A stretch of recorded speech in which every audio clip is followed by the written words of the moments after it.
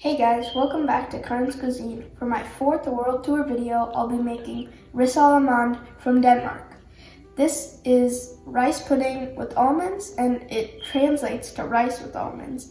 And it's a dessert that's eaten on Christmas Eve in Denmark, and there's a fun little game that's associated with it. The chef puts one full almond in the rice pudding, and whoever gets that full almond in their serving will get a fun little prize. Yay!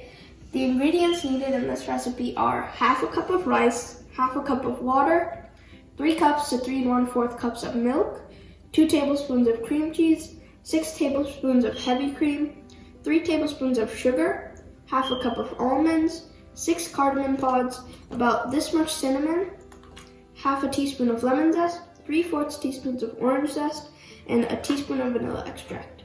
You can also use 1 vanilla bean or some vanilla bean paste. First step is to heat up your milk with the vanilla extract, cinnamon sticks, and cardamom pods. Make sure to break your cardamom pods before you're putting it in, and you have to heat up your milk on medium heat until bubbles form on the outsides, and with a lid that should take about 5 minutes.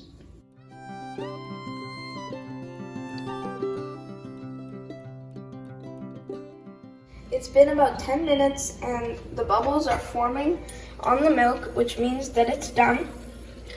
And when you cook risalamande, one of the major problems is that the rice tends to stick on the bottom, which will ruin your recipe. So to prevent this, you have to boil some water and then cook some rice in it. And my water is just at boiling point, so I have to add the rice and cook it while stirring for 2 minutes. Once the water in the rice mixture is pretty much gone, you have to add 1 or 2 ladles at a time of the milk. And then once the milk disappears and it gets thicker, then add the next ladles.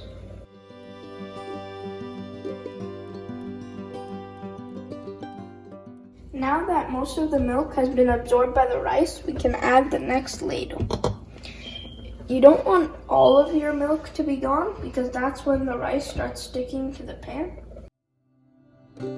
It's been about 35 minutes of cooking and this is the consistency that you want. So now I can close the lid and set it aside for 5 minutes with the heat off. It's been 5 minutes and my rice pudding is still hot, and this itself, it can be called Ricengrod if you add a little bit of sugar and butter and cinnamon powder on top, and it's eaten as a snack in Denmark. But for the risalamande, you have to add cream cheese and you have to make sure that it melts. 2 out of the 3 tablespoons of sugar and the lemon zest and orange zest along with a pinch of salt. I mixed everything together and put it in a glass container, and you have to put plastic wrap over it so it doesn't form a layer, and make sure that it's touching because if it has any airspace, it'll form the layer. Now put this in the fridge for 4+ hours or overnight if you want to. The next step is to get your almonds ready. Do this by soaking the almonds in boiling water for 10 minutes, and then after 10 minutes you can peel them and cut them.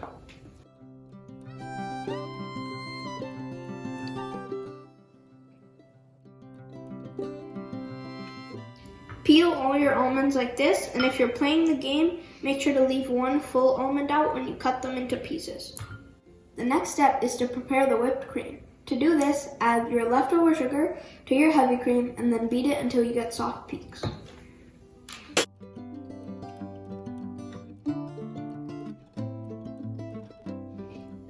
You can see the soft peaks forming.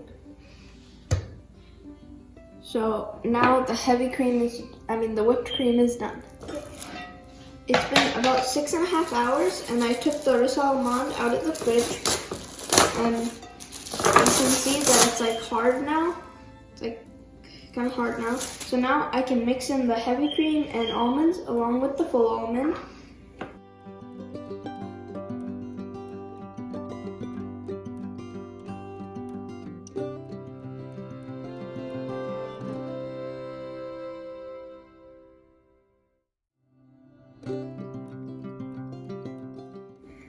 I mix it all up, and this is the consistency that it should be. If yours is a little bit harder than this, then you can add a little bit of heavy cream before you whip it, just plain heavy cream, to make this more liquidy.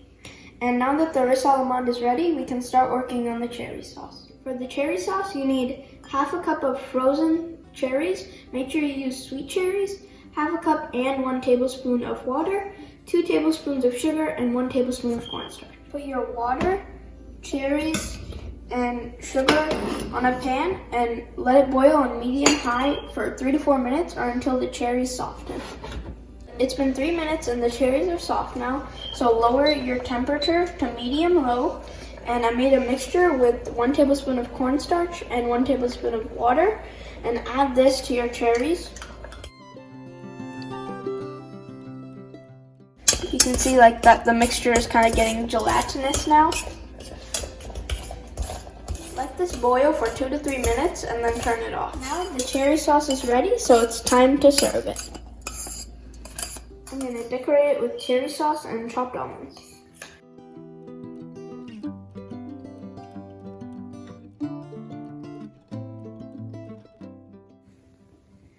Okay, now we can eat it. If you're eating this without the cherry sauce, just a tip, you should add a little bit of sugar to it because without the cherry sauce, it loses its sweetness.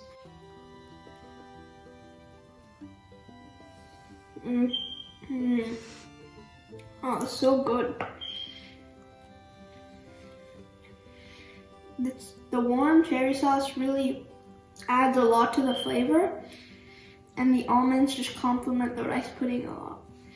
Make sure to stay tuned for my next videos and like and subscribe.